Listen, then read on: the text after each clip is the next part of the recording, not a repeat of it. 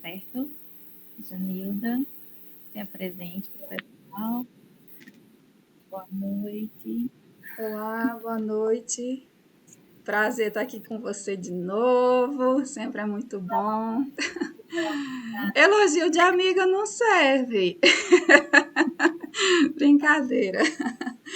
Muito obrigada pelo carinho sempre, né? A gente fez uma amizade tão bacana, né?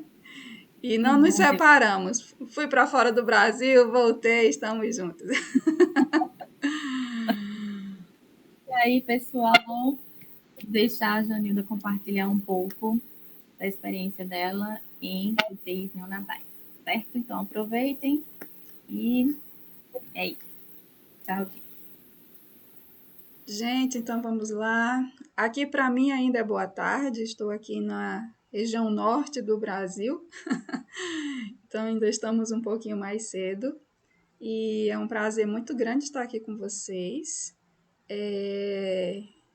Eu venho já de uma grande jornada na neonatologia, né? Eu já venho aí de praticamente 15 anos, né? Fazendo 15 aninhos esse ano de jornada de UTI neonatal, de bancos de leite, e é a minha paixão, tanto UTI neonatal como aleitamento materno, né? Eu já venho com uma vasta experiência também em bancos de leite humano, e aí, como a neonatologia, né, essa paixão também, sempre trago muita coisa, né, inclusive aí no meu Instagram, trago muitas informações sobre aleitamento, sobre neonatologia. Tem um clube, né, de profissionais da saúde, que se chama Clube Neonatologia em Foco, que vem aí com os profissionais da área de saúde, né, que tem essa pegada só da neonatologia. Porque, na verdade, eu sempre sofri muito por conta de sempre ter poucos profissionais. Na verdade, eu já vim conhecer profissionais, assim, principalmente nutricionistas mais envolvidos já nos meus últimos 3 anos, mais ou menos, né, quando eu fiz a minha especialização em UTI neonatal. E aí eu vi o quanto que é raro o nutricionista nessa área, né? Então, principalmente os nutricionistas, a gente tem pouquíssimos no Brasil. Tive uma experiência de ir para a Argentina, descobri que na América Latina também é raro nutricionista nessa área, né? E aí o que mais, na verdade, pesa é na assistência neonatal, porque a gente precisa muito de profissionais capacitados que entendam sobre neonatologia, que entendam de nutrição e UTI neonatal, para que a gente realmente tenha, na verdade, os nossos bebês, né, tenham total qualidade na assistência. Né? Lógico que a gente não vai tirar os méritos dos neonatologistas, mas a equipe multi em si, ela precisa do nutricionista e do nutricionista capacitado, que conheça, né? E não apenas aquele nutricionista que passa lá na UTI neonatal, olha o primeiro ou segundo item lá do prontuário do bebê e anota o volume da dieta.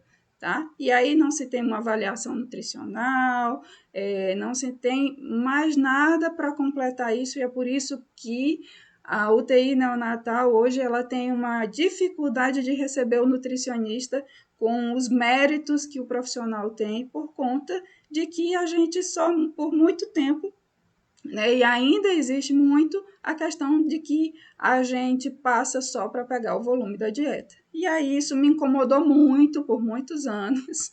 E aí eu fui buscar mais e mais conhecimento, comecei parcerias com vários nutricionistas que tinham essa pegada aí neonatal, inclusive nutricionistas que foram para fora e foram para os Estados Unidos para realmente se capacitarem mais e trazerem, né, essa pegada da nutrição neonatal.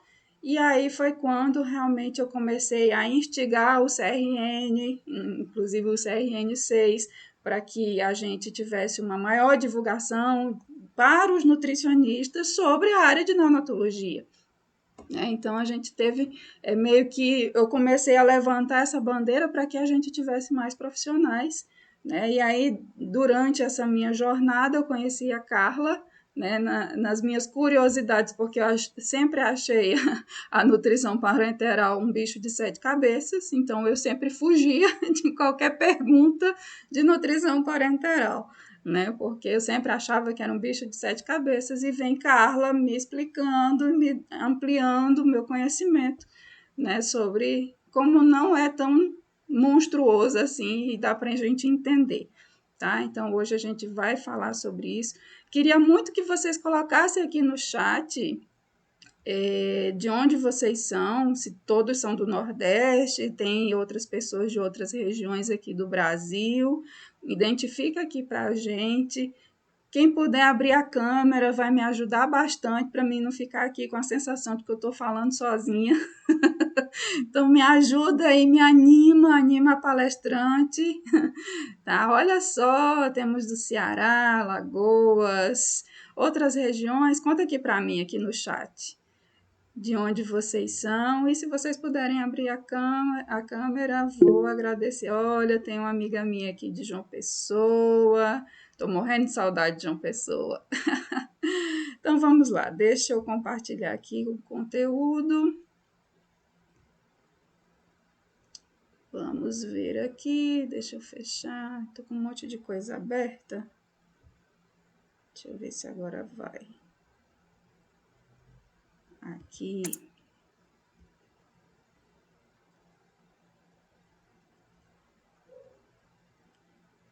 Ficou grande aí para vocês? Alguém me diz, por favor.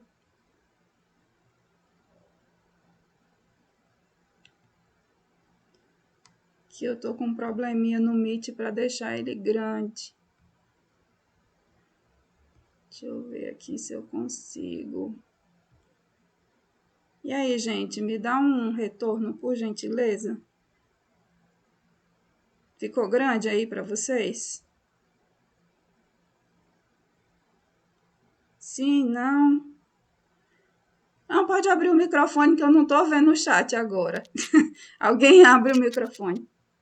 Danilda, tá assim. Tá Ai, tá bem baixinho. Alguém tá falando, mas tá bem baixinho. Oi, oi. Tô ouvindo Tá? bem longe. Sim, tá ok. Tá grande? Pronto, beleza. Então vamos embora. Tudo certo. Passou o slide? Sim, passou. Beleza. Então vamos embora. Então, falando especificamente, né, a gente já entra aqui no mundo da neonatologia. Inclusive, coloca aqui para mim também a profissão de vocês, tá? Eu não sei se todos são nutricionistas, tá? Bota aqui para mim, para depois a gente saber, né, a cidade que você é, a sua profissão, tá bem? E aí a gente começa já falando, entrando nesse mundo da neonatologia. Eu costumo dizer que, na verdade, é um mundo, né? A gente, muitas vezes, o nutricionista ele está apenas acostumado com a categoria pediatria, mas a pediatria é um mundo, assim como a neonatologia, ela é um mundo à parte, ela não é apenas um pedacinho da pediatria, né? Ela é um mundo, né, a ser desbravado, e quanto mais a gente desbrava esse mundo da neonatologia, mais encantados a gente fica. Então, na verdade, a neonatologia é justamente da assistência, né, o estudo daqueles bebês que estão até 28 dias de vida, né, o próprio Ministério da Saúde traz, né, a definição de neonatos, que é aqueles bebês até 28 dias, a partir de então eles se tornam lactentes. Então, esse grupo, esse clube, essa categoria, esse perfil de bebês até 28 dias, eles são extremamente desafiadores para a gente. Porque dentro desse grupão de neonatos, a gente tem bebês prematuros, a gente tem bebês termo, prematuros aqueles que nascem abaixo de 37 semanas, e aqueles que nascem de 37 semanas acima, a gente tem os bebês termo. Só que dentro da categoria dos prematuros, a gente também tem as categorias que a gente pode estratificar Então, a gente tem os prematuros tardios, a gente tem os prematuros moderados, a gente tem os prematuros extremos. Então, cada grupo de prematuros, eles têm uma particularidade, né? Eles têm recomendações nutricionais, necessidades nutricionais específicas, né? Que a gente precisa ter conhecimento e ter agilidade, no sentido de que desde o momento que aquele bebê ele já entra na UTI neonatal, né, o nutricionista prontamente, os neonatologistas prontamente tenham essa preocupação com a nutrição neonatal. Então, quando a gente parte para classificar esses bebês, a gente tem uma classificação primária, que é aquela com os dados de nascimento do bebê, seja por peso, então a gente vai ter a primeira classificação que é por peso, né?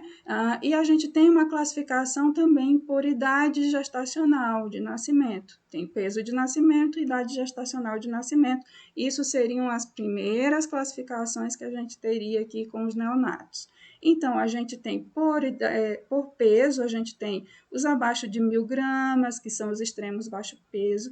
Então, esses são os mais trabalhosos. Inclusive, eu já peguei bebês com em torno de 500 gramas, que caiu para 400, tá? Então, bebês muito pequenos, né?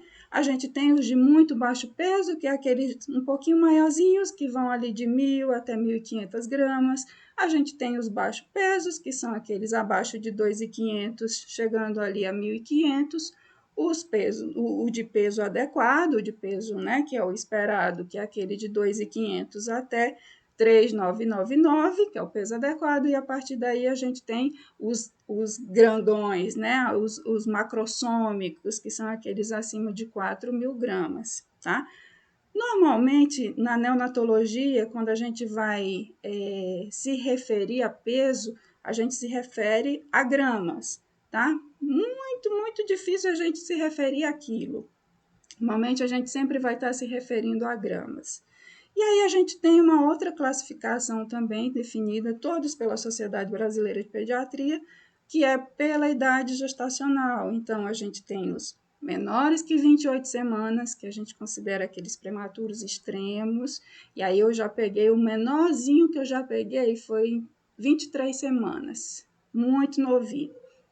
A gente tem os de 28 até 31 semanas, quase chegando ali 32, que são os muito prematuros, né? A gente tem os de 32 até os que estão chegando praticamente ali em 34, que são os moderados, e aí esses moderados, eles já têm, vamos dizer assim, eles já são mais, não são tão críticos como aqueles abaixo de 28 semanas ou abaixo de 30 semanas. A gente tem os tardios, tá? Eles apresentam um pouco das características ali de prematuros, né? Um pouco mais sonolentos, às vezes uma perca de peso inicial ali, um percentual um pouquinho mais elevado, mas não tanto quanto o extremo, tá? Tem algumas características, mas já é bem mais tranquilo de lidar, não é tão grave como o prematuro extremo ou muito prematuro. E aí a gente tem o termo precoce, né, que já nessa classificação da Sociedade Brasileira de Pediatria já traz os que nascem com 37 semanas pontualmente já são considerados termo, e aí eles denominam termo precoce, porque eles vão ter um pouquinho ali de umas características de prematuro, inclusive a sonolência. E aí a gente tem aqueles maiores de 42 semanas, que são os pós-termos, e aí esses pós-termos também têm características, eles são também sonolentos, eles vêm com uma descamação de pele, parece que meio uma desidratação, mas que não é uma desidratação, parecem uns velhinhos enrugados, tá? Mas são características realmente da idade gestacional que esses bebês apresentam ao nascimento. E aí a gente tem curvas que fazem essa classificação primária, tá? Então, a partir daqui, dessa classificação primária que a gente vai definir, a gente já vai ter um prognóstico nutricional, se eu posso dizer assim, se aquele bebê ele vai me demandar mais ou me demandar menos, no sentido de uma assistência mais intensiva ali da nutrição, uma preocupação maior ali da nutrição. E aí a gente tem essa classificação. A gente pode fazer essa classificação primária, e aí sempre eu trago classificação primária, são com os dados de nascimento. Primeira coisa que a gente faz quando esse bebê faz a admissão na UTI neonatal. Então, a gente pode fazer essa classificação primária utilizando para prematuros, a gente fazendo a utilização da curva de Fenton, tá? E aí a gente tem todas essas classificações que entre o percentil 10 e o 90, e aí a gente pode jogar aqui peso, a gente pode jogar peso de nascimento, a gente pode jogar perímetro cefálico de nascimento e a gente pode colocar comprimento cefálico, ou comprimento, que no caso seria estatura, mas para neonatologia é comprimento, que a gente chama. A gente só vai definir estatura, a definição de estatura ela vem a partir de 2 anos. Tá? E o comprimento é justamente na neonatologia ali, em que a gente vai jogar, ou a gente usa até o termo plotar, né, esses dados na curva, e aí vai dizer para a gente se esse bebê ele está adequado para a idade gestacional, se ele é pequeno para a idade gestacional ou se ele é grande para a idade gestacional. E a partir daí eu tenho vamos dizer assim, eu tenho uma construção de um cenário, né, que vai nortear a minha assistência, as minhas condutas nutricionais, né, e todo o meu monitoramento com aquele bebê especificamente, tá? Então, esses pequenos para a idade gestacional, eles são bem mais trabalhosos, porque normalmente eles vão demorar mais tempo para recuperar o peso de nascimento, eles vão ter um percentual de perca de peso naquela primeira semana, muitas vezes um percentual bem mais elevado do que normalmente os bebês termo ou os prematuros tardios apresentam. Esse percentual, normalmente a gente tem vamos dizer assim, uma faixa, né, de consideração que a gente considera, por exemplo, para o termo, normalmente em torno de 10%, mas é muito raro o termo chegar a perder 10% de peso assim inicialmente. E essa perca de peso, ela não é necessariamente por perca de massa corporal, mas ela é perca hídrica. Por quê? Porque quando o bebê está intraútero, o que acontece? Toda a água ela se concentra a nível de intracelular, elas estão dentro das células. E quando esse bebê nasce, há uma transição desse líquido, dessa água, para o meio extracelular, e aí o bebê começa a ter a sua atividade de diurese, e aí então, quando você vai pesar novamente esse bebê, né, nos próximos dias, nas próximas horas, realmente esse bebê ele vai apresentar um peso, né, um valor de peso bem menor do que aquele que ele nasceu. Mas isso não necessariamente é uma perca de peso de massa corporal, né? E muitas vezes as pessoas se assustam, o bebê está perdendo peso. Inicialmente, na primeira semana, a gente tem para termo, né, esse limiar aqui de 10%, e para os prematuros, eles podem chegar até 15%. E muitas vezes eu já peguei bebê que eles chegaram a 17% de perca de peso. E essa perca de peso, como é que eu posso dizer? Ela pode ter outros fatores também.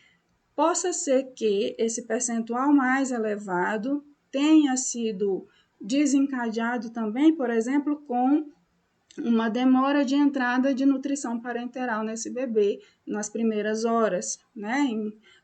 Por conta de vários fatores, às vezes por conta de uma demora de assistência na sala de parto, ou uma demora ali na admissão do bebê na UTI neonatal, às vezes não tinha a bolsa de parenteral ali naquelas primeiras horas e tem que se fazer o pedido para que essa bolsa chegue, ela só vai chegar no outro dia, então o bebê vai ficar apenas na hidratação ali venosa, enfim. Então, o que é mais considerado para que a gente evite esse catabolismo logo de cara, assim, que a gente tenha pelo menos, no mínimo, dentro das 6 horas, do bebê de pós-nascimento, aquele bebê estando totalmente estável, estabilizado, né?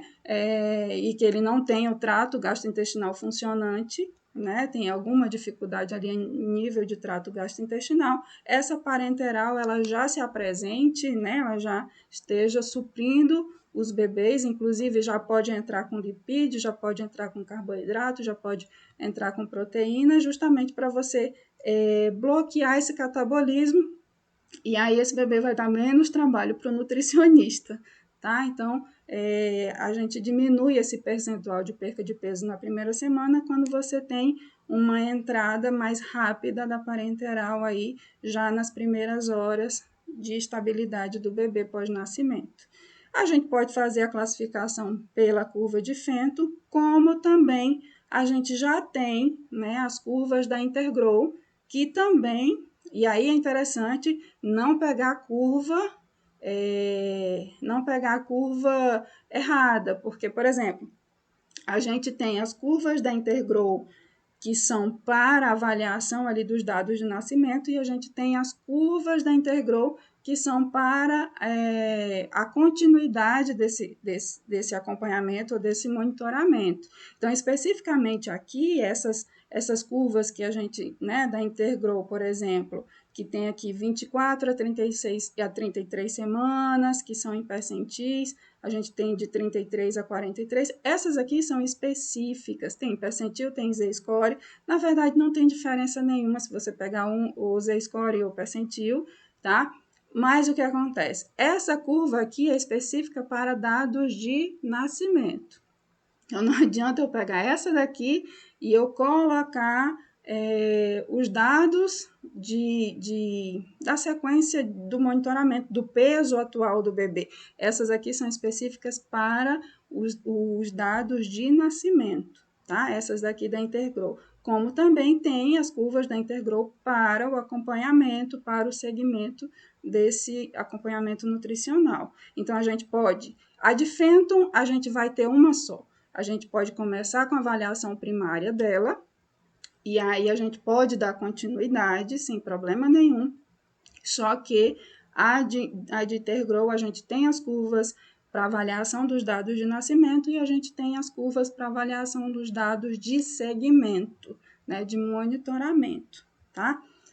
Janilda, qual a diferença de Intergrow, Fenton? Eu me embanando toda, porque em alguns lugares se usa Fenton, em outros lugares só se usa Intergrow. E como é que a gente diferencia? Qual é o perfil? Como é que a gente faz? Na verdade, a gente tem uma diferenciação no sentido quando a gente olha e analisa como essas curvas foram construídas.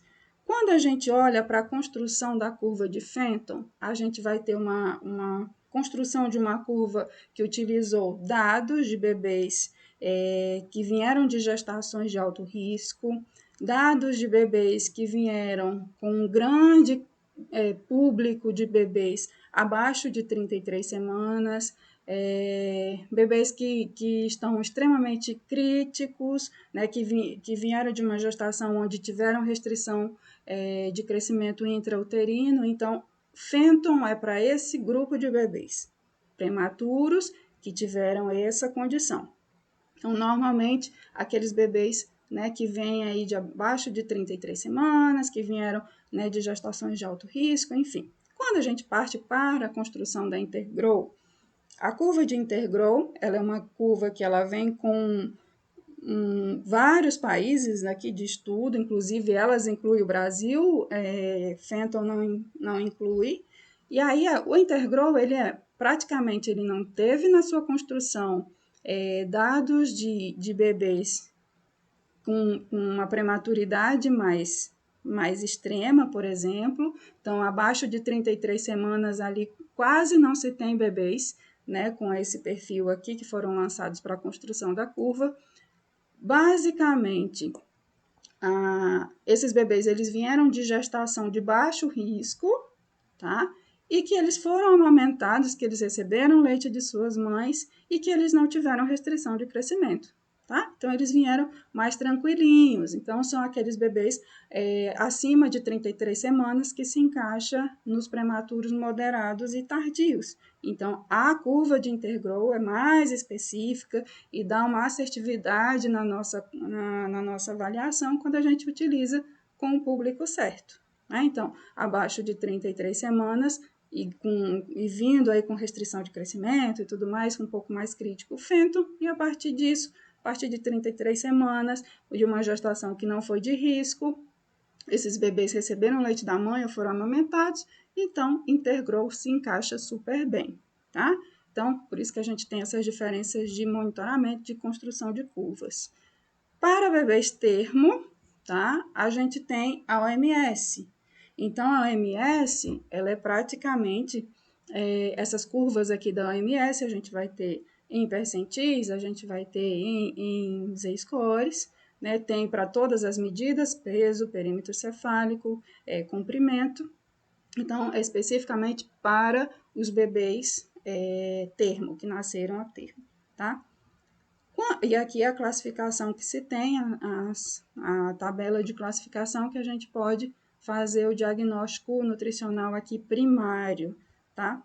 E aí, na verdade, a gente segue esse acompanhamento na mesma linha de raciocínio, no sentido de, se eu comecei, por exemplo, esse bebê ele é prematuro, e aí eu comecei, ele é crítico, abaixo de 33 semanas, eu comecei lá na Fenton, então e aí existem algumas discussões em relação a isso. Quando que faz a transição desse bebê prematuro para a curva de bebê termo, né? Então, uns dizem, quando se completa 40 semanas. Outros dizem, não, você tem que usar a curva toda para depois você transicionar.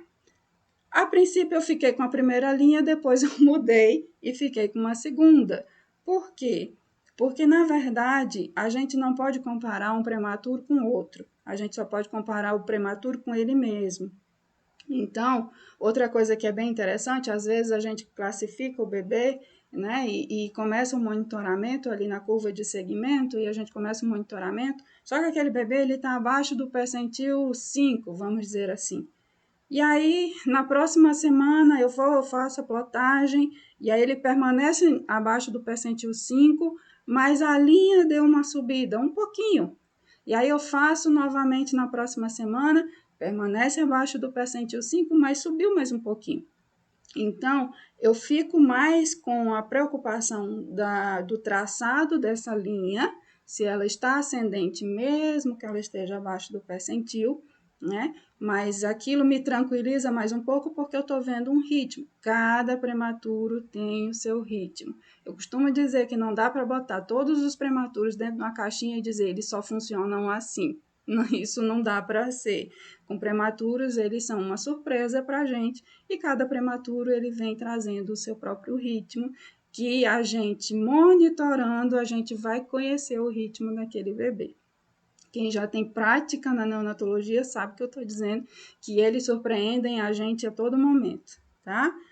E aí, na sequência, outra discussão que a gente tem bastante é, vamos dizer assim, o limiar desse ganho de peso, né? Então, a primeira coisa, o que é de base, que é regra, é que esse bebê recupere o seu peso de nascimento até o 14º dia de vida. É o que é mais esperado. Isso não vai dizer que todos os bebês vão respeitar isso, principalmente os mais prematuros. Tem bebês muito prematuros que eles vão recuperar o peso de nascimento lá por volta de 18, 19, 20 dias de vida, tá? E tá tudo bem com isso. Você não precisa suplementar, aditivar, enfim, não precisa dar louca, né? E enfiar uma bomba calórica no menino para ele recuperar o peso de nascimento antes disso, porque ele não vai responder. Já tive bebês que chegaram a 20, 22 dias ali sem recuperar o peso de nascimento, e estava com FM85, estava com 5% de TCM, onde a recomendação é até 3%, e o bebê estava perdendo peso, com uma caloria em torno de nutrição integral, com uma caloria em torno de mais de 200 calorias por quilo. O bebê estava tão encharcado de calorias, de energia, que para ele tentar lidar com aquele encharcar de calorias, ele estava gastando mais calorias para tentar absorver aquelas, e aí ele não ganha peso. E não é igual o adulto, que se a gente comer bastante, a gente tiver uma ingestão calórica excessiva, a gente vai ganhar peso. Os bebês não funcionam dessa forma, o metabolismo é diferente. A gente mexe na programação metabólica desse bebê. Tá? Então, o que é de praxe é que a gente principalmente os termos, é tranquilo, ali na 14ª semana de vida, esses bebês já estão recuperando o peso de nascimento. Os prematuros, dependendo da prematuridade, a gente vai esperar um pouquinho mais, né? E normalmente eles podem chegar um tempinho um pouquinho maior e a gente fica ali numa meta de até 20, 21 dias ali, aguardando, sem nenhum tipo de aditivação, suplementação, coisa assim, só com leite materno, ou, caso não tenha possibilidade, se utilize a própria fórmula de prematuros. E aí, quando a gente chega nessa meta de ganho de peso diário, a gente tem muita, eu não vou dizer discordância, mas a gente tem muita referência. A gente tem de 14 a 16 gramas, a gente tem de 17 a 20, a gente tem de 20 a 25. Então, a gente tem inúmeras recomendações. Normalmente, eu gosto de ficar com essa, tá? Que é 14 a 16 gramas por quilo dia, tá? E aí a gente fica aí aguardando que esse bebê tenha essa meta. E aí uma coisa também interessante, não adianta também a gente ficar só monitorando o peso. Por muito tempo eu fiquei só monitorando o peso e eu vi a fragilidade que isso é, porque quando eu passei a monitorar comprimento e perímetro cefálico semanalmente, junto com o peso, muitas vezes eu vi um peso abaixo da meta, né, abaixo da meta, e eu vi um perímetro cefálico e um comprimento estacionado, tá? E isso por volta de 25 dias de vida, e o bebê sendo suplementado com TCM, né, que é lipídico, módulo de lipídio. Só que o que acontece? Só lipídio não permite com que esse bebê ele ganhe massa magra, né? Então, a gente precisou, deu esse olhar, entendemos que o perímetro cefálico estava estacionado, comprimento estacionado, revisamos a cota proteica, entramos com proteína e esse bebê respondeu para a gente. Então, por isso que é importante a gente ter esse olhar, tá? Mas não se prende muito em... É bom você escolher uma referência e aí você trabalha com ela, mas tem inúmeras referências, tá? Então, se você vê aqui 14 a 16, a Janilda está falando errado, eu já vi de 20 a 25, que existem inúmeras referências, tá? Então, essa daqui é uma delas. E é interessante que a gente evite com que esse bebê, à medida que passe a idade gestacional ali cronológica, né, idade cronológica, esse bebê caia ali em torno de 2 canais de percentilares. Então, assim, a gente tem que monitorar muito bem isso para deixar tudo arrumadinho, para dar suporte para que esse bebê ele consiga crescer, né, e se desenvolver. A gente tem uma meta que é surreal, que é fazer com que esse menino cresça conforme ele cresceria intraútero. E aí a gente pena porque a gente não conseguiu chegar nesse patamar, né? E aí a parenteral vem ajudar muito a gente nesse sentido. Então, como é que a gente define essa nutrição parenteral? Que para muitos é um bicho de sete cabeças, né? Mas ela é muito prática e ela é extremamente útil, tá? Então, ela é uma solução ou emulsão, tá? Emulsão quando tem adição lipídica, né? Nessa composição. Ela é composta de todos os macros, então a gente tem ali carboidratos, a gente tem as proteínas mais no formato de aminoácidos, porque vai ser intravenosa, né? A gente tem os lipídios, vitaminas, tem os combos de vitaminas também, os combos ali dos micronutrientes ali dos minerais, que são os oligoelementos, os eletrólitos. É interessante que nessa formulação ela precisa ser extremamente estéril, tá? Não pode ter absolutamente nada. Por isso que a manipulação ela precisa ser extremamente segura, né? Porque tudo... Oi? Oi, Janilda, o áudio. Não está falando? Cadê?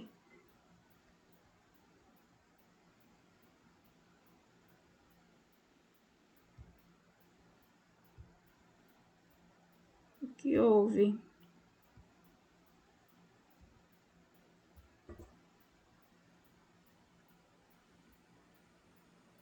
Não me ouvem?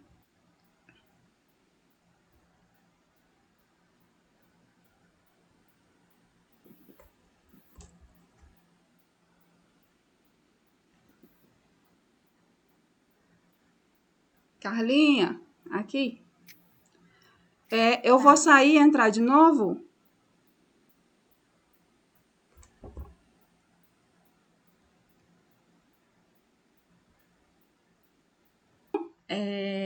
Voltando aqui em relação a definição de nutrição parenteral, ela é solução ou emulsão, e aí a gente define a emulsão no sentido de que quando adicionamos lipídio, né, nessa composição ela se torna emulsão.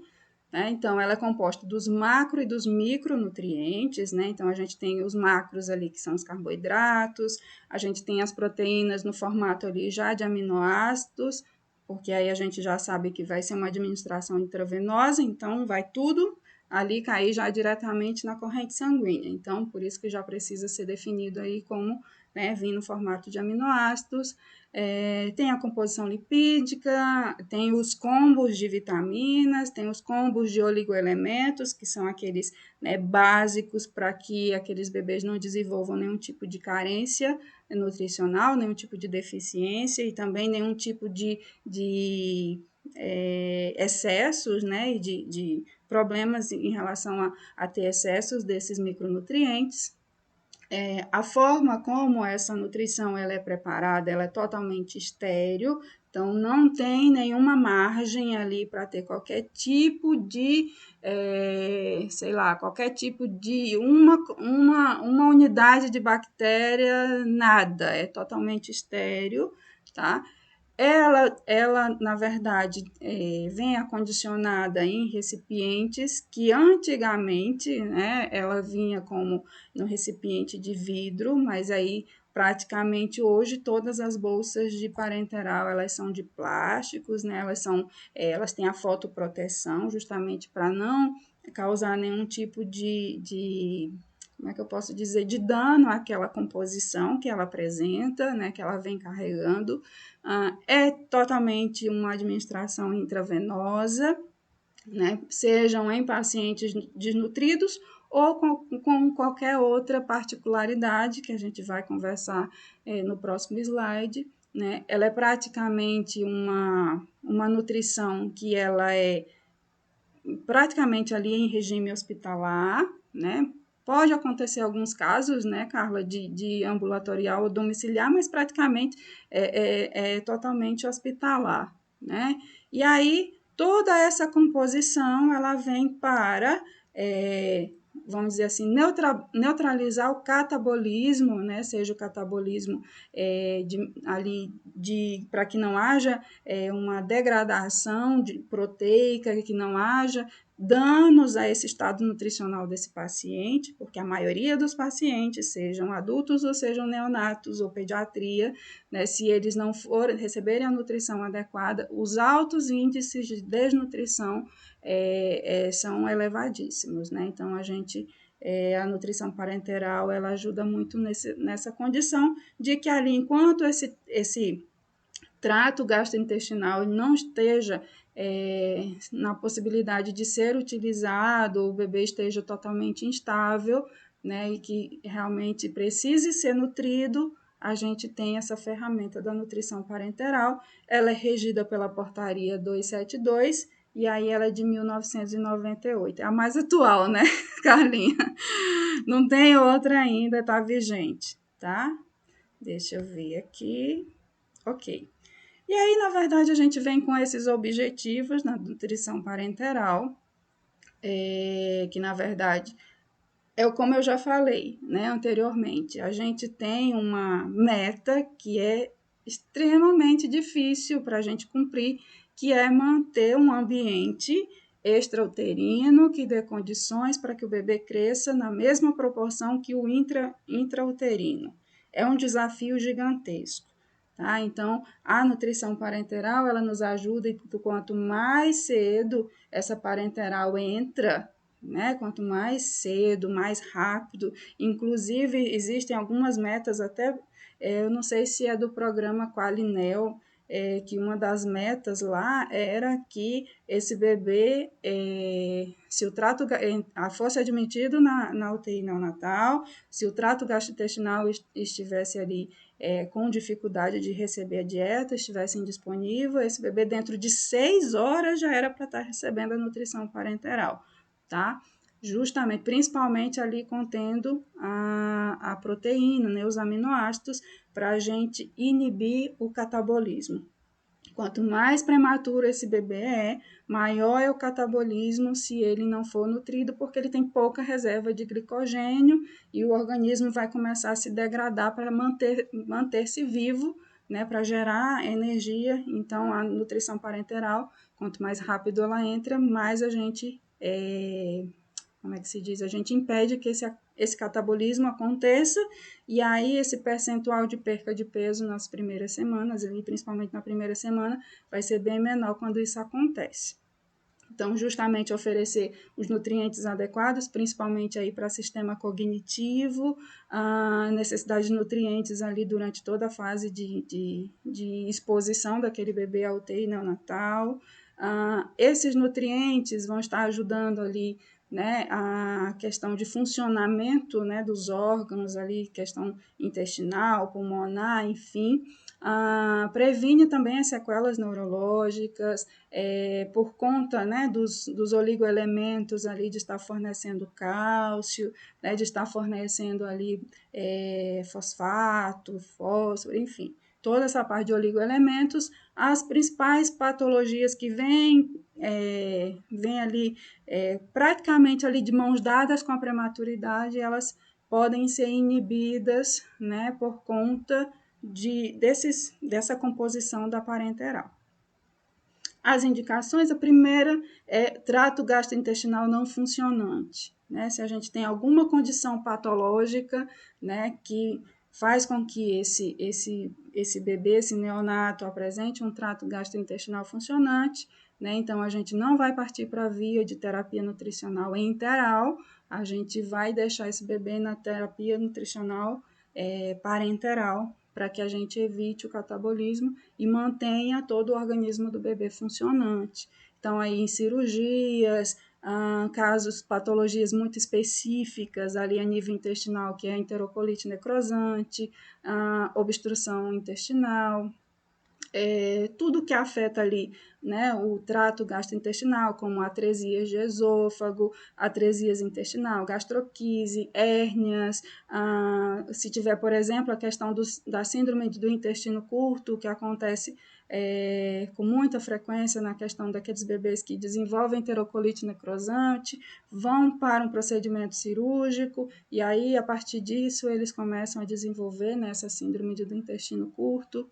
A própria prematuridade em si, né, bebês abaixo de 32 semanas, ali de 32, 31 semanas, bebês abaixo de 1.500 gramas, porque nessa característica, os bebês eles não têm condições, os fonoaudiólogos sabem muito bem disso, não têm condições, eles não apresentam deglutição, eles não apresentam essa coordenação, né, de sucção, respiração, deglutição, enfim. E aí o que acontece? Esses bebês, eles ficam à mercê de serem alimentados ou por sonda enteral ou por parenteral, e aí o que vai definir isso é o trato gastrointestinal, tá?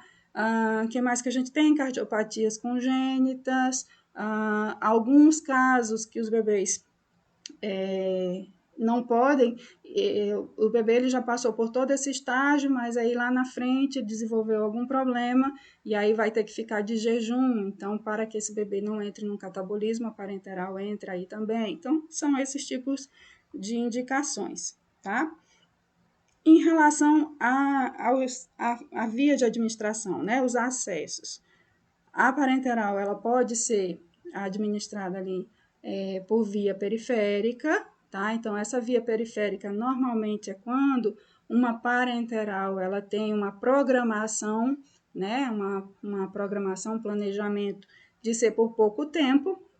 Então, ali em torno de menos de uma semana, mais ou menos, e aí também dependendo da osmolaridade dessa formulação, né, da parenteral, que seria menor que 900, né, na solução final. Então, normalmente, são aqueles bebês que já se tem uma previsão que essa parenteral ela não seja a longo prazo.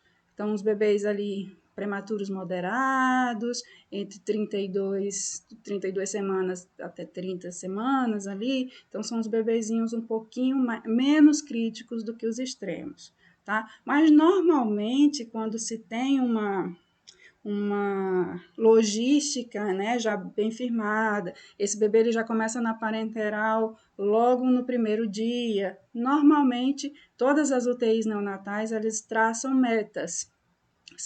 São indicadores de qualidade das UTIs neonatais, e aí um dos indicadores é justamente esse tempo de nutrição parenteral, porque a parenteral, de uma forma prolongada, ela pode trazer mais prejuízos do que propriamente benefícios, então tudo tem que ser muito bem planejado. Né? Então, por exemplo, na instituição que eu trabalhava, se tinha uma meta, né? E se tinha um cumprimento de que era a média, que quando o bebê atingisse 7 dias, ele já estava praticamente desmamado da parenteral e estava só com a enteral. Então, a gente tinha um indicador de qualidade bem interessante. E aí a importância do conhecimento da equipe multi, né, como uma orquestra, orquestrando toda a conduta ali, né, de forma muito assertiva para aquele bebê responder. E isso conta muito com o tempo inicial, né, com o tempo inicial ali das horas de vida do bebê. Quanto mais rápido, né, menos catabolismo e mais desenvolvimento desse bebê. Só que tem também os casos que, né, necessitam de uma solução de parenteral, né, de uma emulsão de parenteral, uma composição um pouco mais concentrada, enfim, que tenha, né, uma osmolaridade maior que 900, então já se trabalha com o acesso central, tá? E quando não se tem aqueles bebês que são extremamente prematuros, né, não se encontra acesso, então se opta por, né, faz a opção aí de utilizar o catéter umbilical. Essas são as vias aí de acesso. E aí é interessante que, na verdade, como a composição dessa parenteral, né, ela tem oligoelementos, ela tem uma composição que, se exposta à luz, né, ela pode perder essa funcionalidade dos seus componentes. Normalmente, né, essas bolsas elas têm essa fotoproteção, né, justamente para não degradar, não ter percas de qualidade em toda essa composição, né, da parenteral. E aí a gente falando em relação aos exames bioquímicos, né, esses exames bioquímicos são extremamente importantes para a gente estar fazendo esse monitoramento, né, tanto monitoramento nutricional, ali no sentido de avaliação nutricional, quanto no sentido de exames bioquímicos, também é bem importante, porque a partir desses exames que a parenteral, né, que a composição da parenteral ela vai ser ajustada nas próximas bolsas, né, nas bolsas posteriores. Então, se avalia muito a questão da glicemia, justamente para ajustar ali a questão, né, de quanto de glicose se está ofertando para esse bebê. E é interessante que sempre é eu não digo problemática, mas sempre deixa um pouco a gente meio perdidos, porque no Brasil a gente não tem uma definição específica desse ponto de corte de glicemia. O que é hiperglicemia? Normalmente, o que é hipoglicemia? O que se considera como hipoglicemia? Existem a Academia Americana de Pediatria, que traz, se eu não me engano, acho que era menor que 25. Aí já tinha uma outra referência que traz, que é em torno de abaixo de 30 ou abaixo de 35. Né? A gente já tem essa referência que traz menor de 40. Então, assim, cada hospital se reúne com a sua equipe e, diante das referências, se discute e se entra num acordo de que tipo de referência vai se utilizar, tá? Então, isso varia muito, é interessante que, por isso que a UTI neonatal, todos todos os procedimentos e tudo que é feito precisa ter protocolos para que todo mundo fale uma mesma linguagem, todo mundo, porque senão, se não tiver protocolo, um neonatologista de não sei da onde que chega hoje vai colocar 40, mas o outro utiliza menos que 25, né? Então gera meio que uma bagunça e acaba interferindo na condução dessa assistência. Tá? Então, a gente tem também a questão de acompanhamento de ureia, né, que aí tem esses pontos de corte de 5,5 a 22. Temos triglicerídeo, que não pode exceder a 265 miligramas.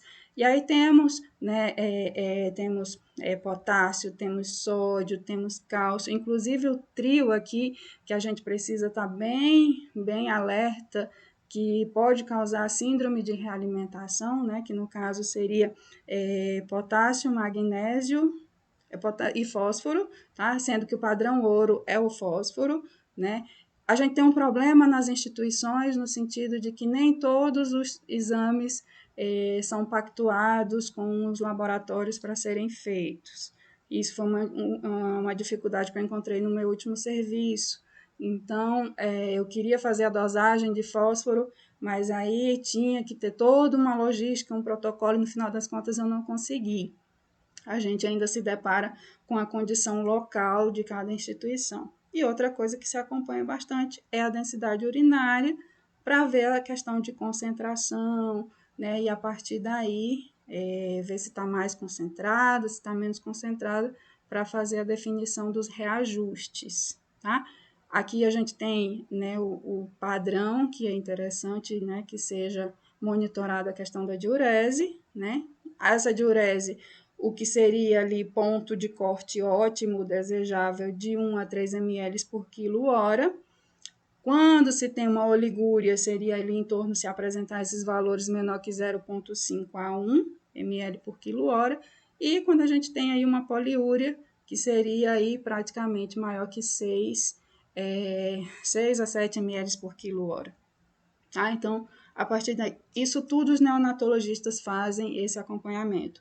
Lá no balanço hídrico, né, todas as técnicas de enfermagem, enfermeiros fazem um registro justamente para que, quando os neonatologistas forem sentar para fazer suas prescrições, né, precisa saber se realmente existe um débito urinário, se não existe, se dá para aumentar um pouquinho a questão do aporte hídrico, se não dá, enfim, tudo isso é analisado. E aqui, na lateral, a gente tem um quadrinho do que precisa ser monitorado, né? E com a frequência que precisa ser monitorado. Isso daqui foi tirado daquele livrinho lá da Sociedade Brasileira de Pediatria, que é o Manual de Suporte Nutricional. E aí ele vem dizendo, né, os componentes aqui, os tipos de exame, e aí quando que é feito ali um monitoramento primário, né, a frequência, e a partir do segmento, qual é a frequência que precisa ser feito, tá? Então, tem tudo bem bonitinho, bem definidozinho, é só consultar. Carlinha, a gente segue e deixa as perguntas para depois, como é que você quer fazer?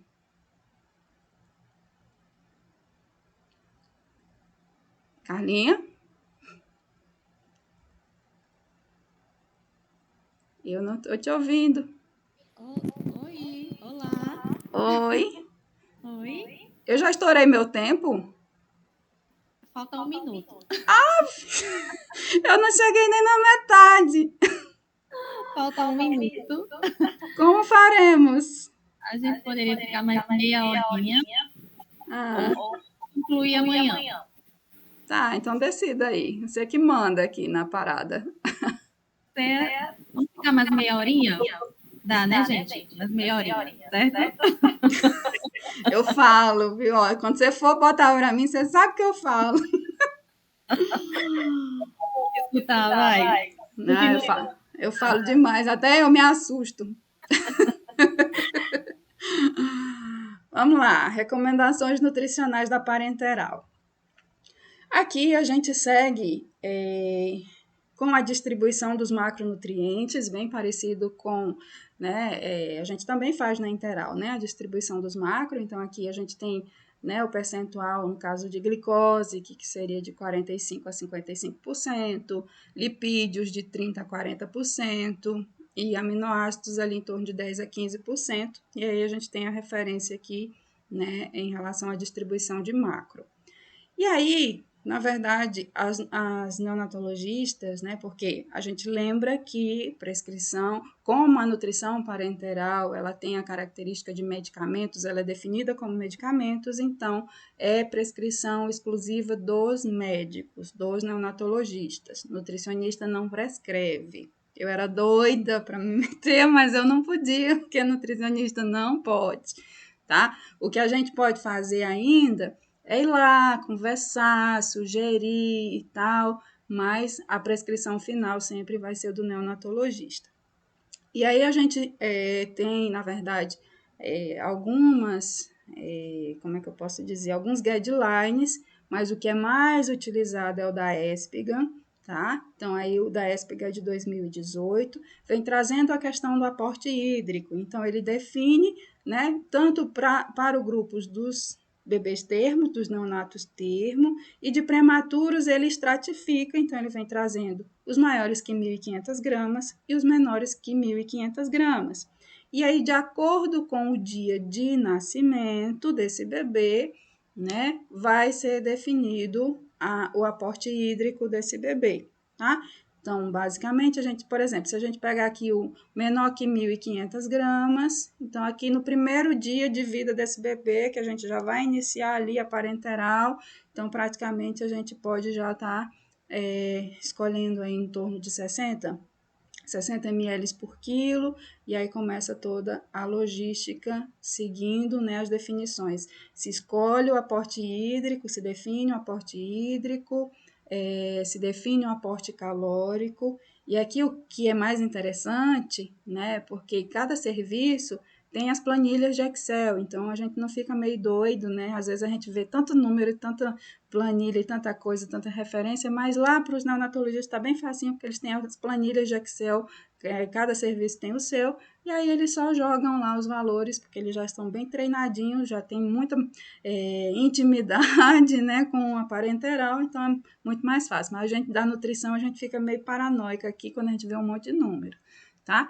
E aqui a gente, na verdade, tem referências diferenciadas. Então, a gente tem o da ESPGHAN, que vai trazer, né, tanto a diferença aqui, no caso, né, vai trazer a recomendação de calorias de termo e de pré-termo, né, de prematuro, e aqui vai seguir pelos dias de vida do bebê. Vamos supor que nasceu um bebê hoje, termo, tá, na verdade está ali, foi para anel, está com síndrome de desconforto respiratório, tem algum problema ali de trato gastrointestinal, não vai poder iniciar a interal agora, e a gente vai precisar nutrir esse bebê, então a gente vai utilizar a parenteral. Quanto que a gente utilizaria?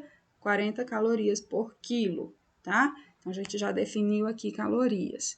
E a gente tem uma outra recomendação, só que essa recomendação ela vai trazer pelos dias de nutrição parenteral e não pelos dias de nascimento. Aí acaba meio que embananando um pouco a coisa, né? Mas aí normalmente a gente utiliza mais esse da ESPGHAN 2018, tá? Então a gente fica com a referência praticamente que o que é mais utilizado nos serviços locais é o da ESPGHAN 2018. E aí a gente tem as recomendações aqui de prematuros por questão de, vamos dizer assim, fase clínica. Então a gente tem as recomendações, no caso aqui seria prematuros aqui no caso de 0 a... Esse aqui é a um ano, Carlinha? É um mês, né? Só me tira uma dúvida disso aqui. Oi, um ano. Um ano? Tá. E aí a gente tem estratificação por fases, tá? Então, fase aguda, tá? Que é aquela fase mais crítica, então se define aqui, que normalmente vai ser aqui em torno de 45, 50. Normalmente os bebês de NEO, principalmente os prematuros mais extremos, você já vai começar com essa essa cota aqui, né? E aí a gente tem os bebês estáveis e temos, né, a recomendação para recuperação. Então tá tudo aqui bem bonitinho, estratificado, é só colocar os valores já e aí a gente já tem o padrão. Em relação aos carboidratos, a gente tem o que a gente chama da bendita VIG, né? Que muita gente não sabe o que é. VIG é o volume de infusão de glicose. A gente define essa quantidade, né? Como é que essa glicose vai ser infundida, e aí a gente tem um parâmetro aqui que normalmente a gente não pode exceder 12 miligramas por quilo por minuto, e aqui a gente tem essa recomendação de quilos por minuto e a gente tem a recomendação de quilo por dia, mas normalmente se utiliza quilos por minuto, tá? Então, às vezes existem logísticas aí, conduções de neonatologistas que às vezes excedem, sim, eu já vi recomendações de 17, eu já vi recomendações de 16, tá? Mas o que a gente tem de referência nisso é que a gente fique ali em torno de 12 miligramas, não ultrapasse isso e comece com menos. Então, a gente tem um limite máximo aqui de 12 miligramas, que a gente não deve exceder, e também a gente tem um limite mínimo, que no caso de prematuro seria não ser inferior a 4, no caso de prematuros, e de bebê termo não ser inferior a 2,5. Tá? Então, a gente tem, por exemplo, a gente tem algumas particularidades no sentido de patologias, como a síndrome de Xarope de Bordo, que normalmente para a gente tirar o menino do estado crítico, né, que é aquele estado agudo, que o menino chega convulsionando, que já chega com a urina extremamente fétida, né, então aí normalmente o que é recomendado, que a gente deixe esse bebê em jejum e que a gente eleve a VIG. Muitas vezes essa VIG ela vai ultrapassar, né, os 12 miligramas, né, só no período que a gente está tirando esse bebê do estado crítico. Depois volta-se o valor normal. Tá? Então, o fato de a gente elevar a VIG e deixar o bebê de jejum e manter ali a hidratação venosa, a gente tira o bebê do estado crítico que ele chega. E muitas vezes ele não está nem diagnosticado, mas aí a fase crítica da patologia é essa, que o bebê chega extremamente crítico, às vezes parece uma sepse, mas não se define como sepse. E aí a gente já recebeu 3 bebês com síndrome de Xarope de Bordo e todas elas foram a mesma característica. Tá? Então, em torno de 24 horas, quando a gente faz esse procedimento, né, de deixar a VIG aí mais elevada e deixar o bebê de jejum, a gente tira o bebê do estado crítico e aí a gente começa já a normalizar, né, estabilizar tudo. Então, a gente tem esse parâmetro aí em relação à VIG. É interessante aqui que, no caso, as soluções de glicose, né, elas são a 50%. Especificamente aqui na Clinutri se usa, né, a glicose monoidratada, e é importante ressaltar aqui, normalmente a gente está acostumado com a nutrição integral, que, por exemplo, 1 grama de carboidrato é 4 calorias, 1 grama de lipídio é 9 calorias, 1 grama de proteína ali é 4 calorias. Aqui na parenteral a gente tem uma diferenciação em sentido de carboidrato. Então, se for uma glicose anidra, a gente vai ter em torno de 1 grama, vai ter 3,6 calorias. Se a gente calcular por 4, né, a gente não vai ter o cálculo assertivo, tá? Então, por isso que é importante a gente ficar ligado na questão de quantas calorias aqui a grama de carboidrato vai estar fornecendo no tipo de solução parenteral que está sendo ofertada, tá? E aí os excessos aí no caso, né, de carboidratos, então pode levar aí, né, a hiperglicemia, que é o de praxe, né, aumento de infecções, pode estar causando retinopatia também da prematuridade, pode estar causando questões hepáticas, né, pode estar influenciando de forma muito negativa na questão de frequência respiratória, tá? Então, tudo isso aí, por isso que isso tem que ser muito bem acompanhado. Na composição da terapia parenteral, né, da nutrição parenteral, a gente tem aí a presença dos aminoácidos, né, essenciais, não essenciais, e aqui é interessante que a gente também tem a definição para proteína, é interessante que já no primeiro dia a gente inicie com 1,5 de proteína, né, que seria gramas por quilo dia.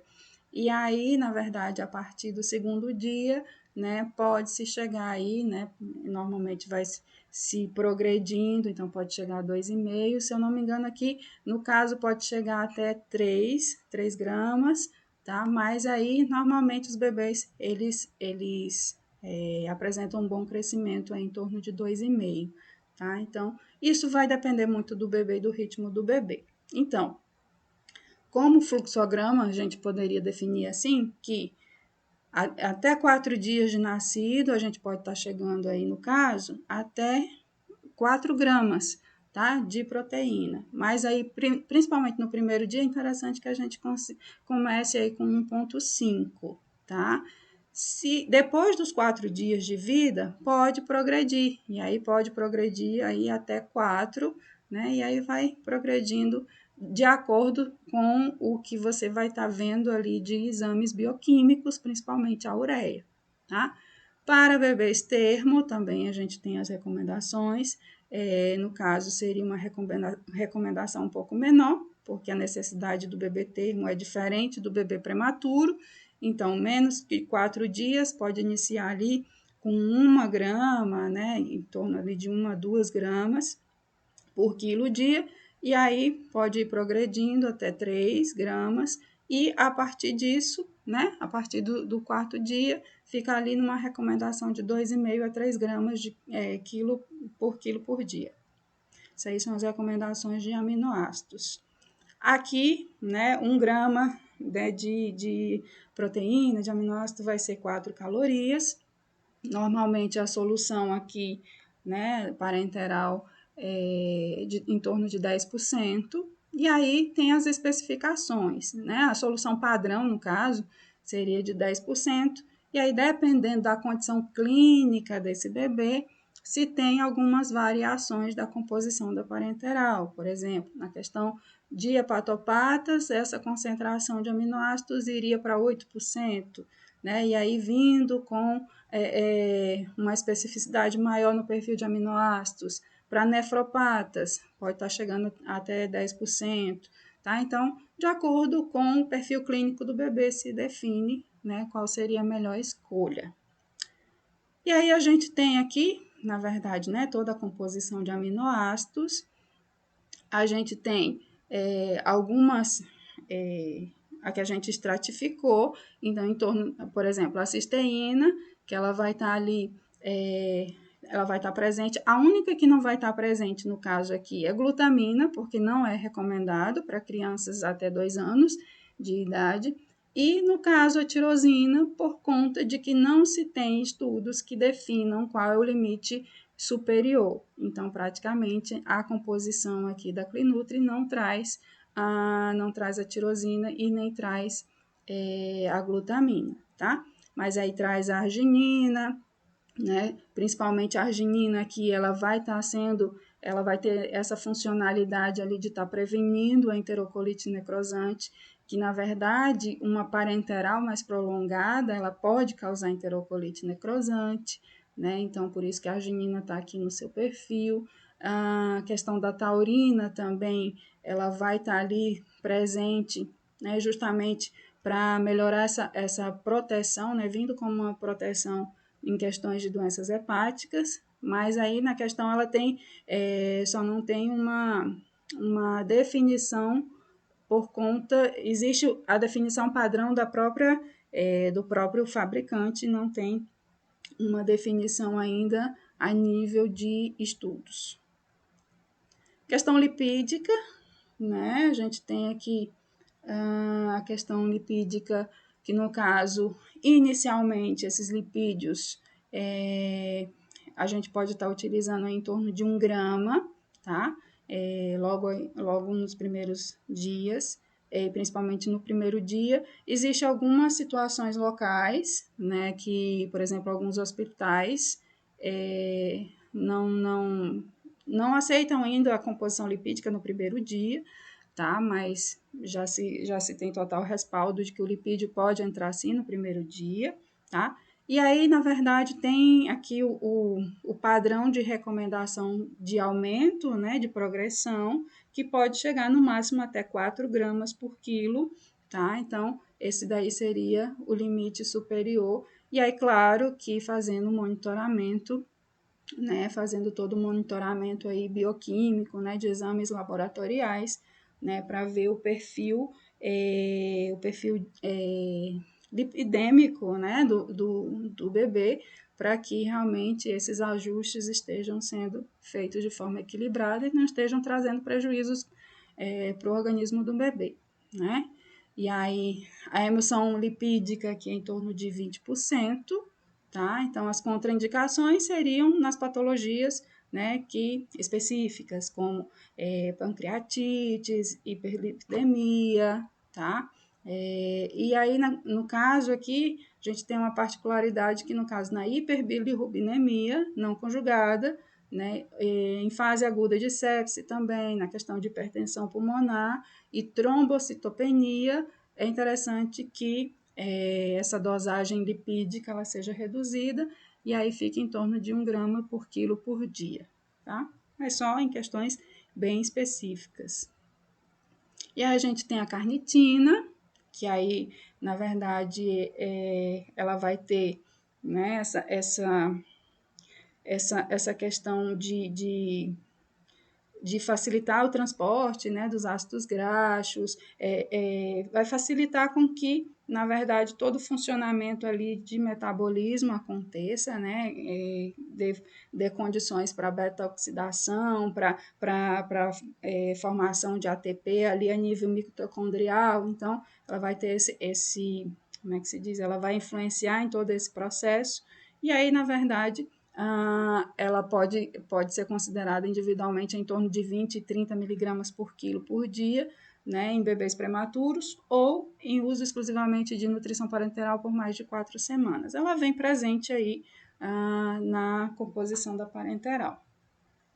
Em relação a qual tipo, né, de emulsão escolher, qual tipo lipídico, na verdade, se tem 2 tipos, normalmente a concentração vai ser de 20%, existe a concentração de 10%, mas o que traz mais benefícios é de 20%, e aí a gente tem uma primeira composição, que ela só vem com óleo de soja e com TCM, vamos dizer que ela seria um pouquinho mais pobrinha, né? Então, normalmente essa daqui seria mais indicada, né, para uma parenteral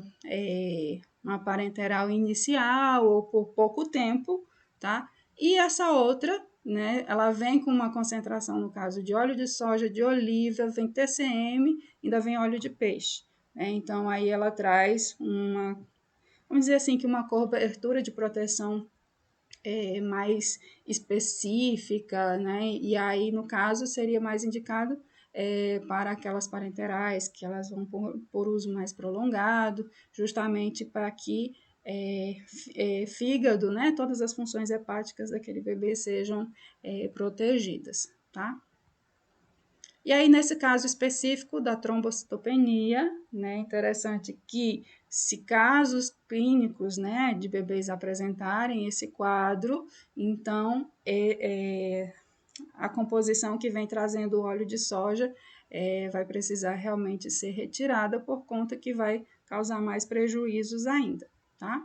E aí sempre tá fazendo monitoramento, a gente sempre vai estar trazendo respaldos do monitoramento bioquímico. Os eletrólitos, então, vai ter sódio. Essas aqui são as recomendações, né? Então, essas recomendações, normalmente, nas planilhas de Excel, né, dos neonatologistas do próprio setor, né, da UTI neonatal, nas planilhas já tem tudo definidozinho. Na verdade, já se faz, só joga lá a recomendação e aí na própria como é que se diz, na própria célula, né, de Excel, quando você joga já o valor, ele já multiplica pelo peso e aí já te dá uma definição e a prescrição já está pronta, né? Então, essas aqui são as recomendações, sódio, cloro e potássio, né? Sendo que a gente traz uma ressalva que o potássio é interessante que ele se inicie a partir do segundo dia e também ele tem aí uma restrição no sentido de que a diurese ela tem que ser maior ou igual a 1 ml por quilo por hora, tá? E não pode ter hipercalemia. Se tiver hipercalemia, aí o potássio ele realmente precisa ser suspenso.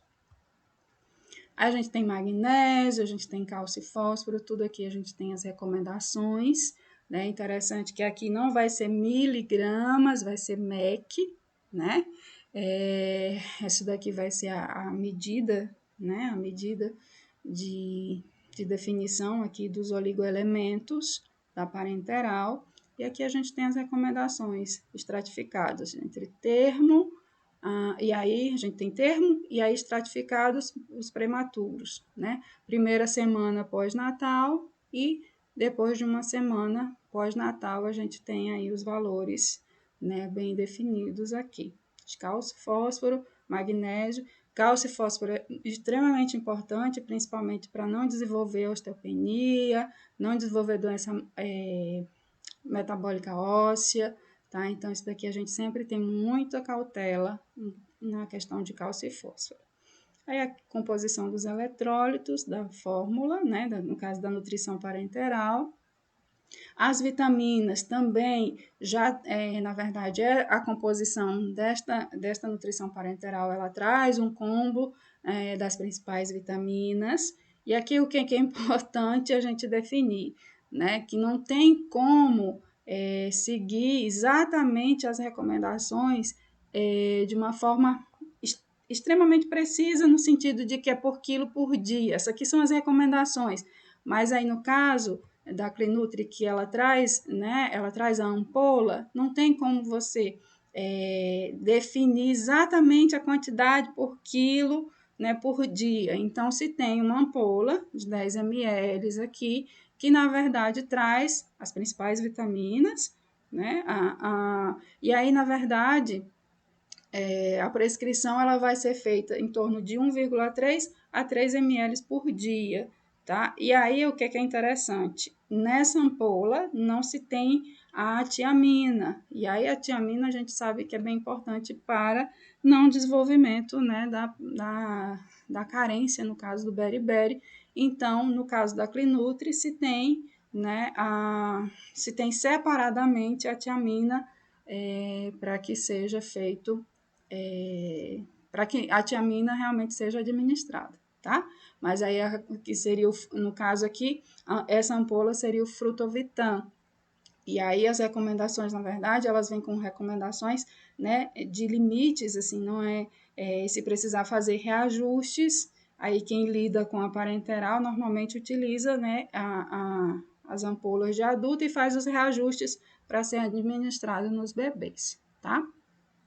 E aqui, em relação aos oligoelementos, né, a Clinutri tem aqui o Oligtrate, né, que vem aí com praticamente os principais oligoelementos. Então, a gente tem o zinco, que é o queridinho. O zinco, ele vai atuar especificamente aí a nível de prevenção de diarreia, ele vai atuar no sistema imunológico, ele vai atuar em atividades enzimáticas, tá?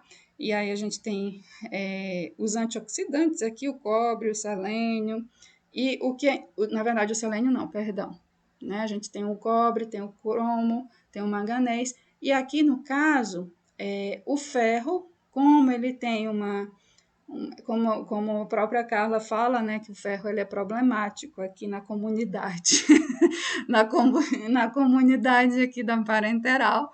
Então, na verdade, o ferro ele não vem acompanhando por conta de ser extremamente oxidativo, né, e o contato com os outros componentes ele realmente não manteria a funcionalidade ali da composição.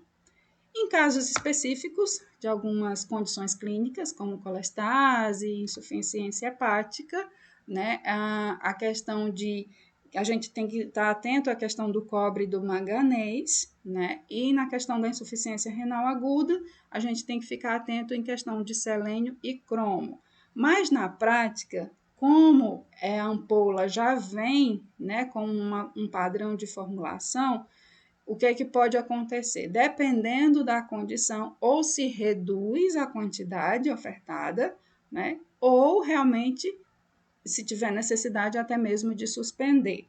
Caso suspenda, né, a gente fica aí, vamos dizer assim, a gente ficaria com a fragilidade da falta do zinco, porque se suspende, né, todos os oligoelementos aqui no caso, mas, né, se tem, de uma forma, né, a Clinutri pensou em tudo, então se tem aí a oferta de zinco de forma separada, caso seja necessário, né, fazer a suspensão aí do Oligtrate por conta de alguma condição clínica, e aí o zinco é garantido que ele se mantenha por conta da sua funcionalidade, que a gente não pode realmente deixar ele de fora, né? Na verdade, eu trabalhava com uma neonatologista que ela disse que não tinha coragem de jeito nenhum de fazer uma prescrição de parenteral que não tivesse zinco, por conta da funcionalidade, né, e da qualidade realmente que o zinco traz aí no desenvolvimento, né, de todas as funcionalidades do organismo do bebê. E aí o ferro, na verdade, quando essa parenteral ela é um pouco mais prolongada, né, em torno, se eu não me engano, eu acredito que se ela for mais de 3 semanas, né, essa parenteral ela for por mais de 3 semanas, então a gente precisa realmente fazer a suplementação, né, do ferro, só que aí esse ferro ele não pode vir ali no grupo, né, da composição, ele vai ser administrado de forma, né, de forma separada, tá? E aí a gente tem as recomendações, tá? O termo seria de 50 a 100, e aí o prematuro de 200 a 259, lembrando que sempre a necessidade do prematuro é muito mais elevada do que um bebê termo. Ai, consegui! Pensei que não ia dar tempo. E aqui a gente tem as referências bibliográficas, tá? A gente tem da Espigam, tá? De 2018. Esse manualzinho aqui é o da Sociedade Brasileira de Pediatria. A gente tem o da NICE e a gente tem o guideline aqui da Sociedade Portuguesa de Neonatologia, sendo que o mais utilizado é o da Espigam, tá? Então, assim, a gente já tem o que é mais utilizado até mesmo pelos neonatologistas e que já está protocolado, enfim, em toda a sua logística de assistência, é praticamente o Espigam, que é o mais completo que a gente tem. Inclusive, né, a sociedade portuguesa é bem semelhante, porque teve trouxe muita coisa aí do Espigam 2018, tá? Enfim, concluímos, Carlinha. Dei conta.